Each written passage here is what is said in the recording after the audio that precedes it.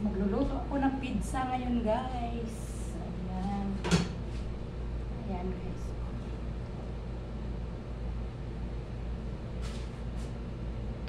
Hindi pa to luto, guys. Ilalagay ko pa sa oven. Tingnan natin yung isa kung okay. Wow. Ilalagay ko sa kawali. Kawali pizza. Ayan.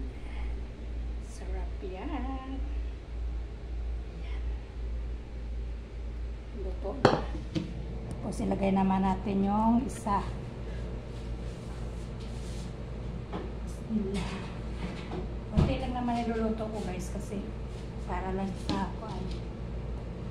Hapunan na rin namin to, guys. Dito kasi, guys, hindi naman masyado kumakain ng rice. Minsan lang yung mga amo, minsan lang. Pero yung mga bata, nasanay kasi na araw-araw kumakain ng kanin. Kaya nagluluto ako ng kanin araw-araw. Tanghali lang naman, pagka umaga, kuhaan lang, tinapay at saka tsaka. Tapos pagka kuhaan, pagka tanghali,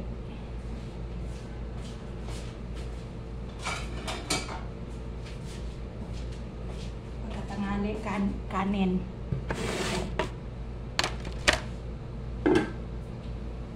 Pagkahapunan naman, ganito, pizza, tinapay, ganun lang. Hindi na problema yung kanin dito. Hindi kagaya sa Pilipinas, 3 times a day kumakain ng kanin. Dito hindi. Pero ako talaga araw-araw ako nagluluto ng kanin, guys. Kahit na pinagbawalan ako ng doktor kumain ng kanin, nagluluto pa rin ako ng kanin. Ayan, guys.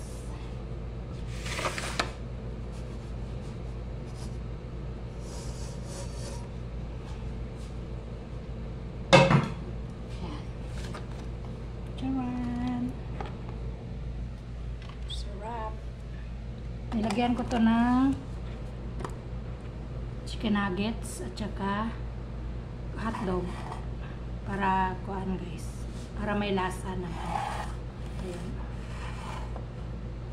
Kain tayo, guys. Maraming salamat sa panonood.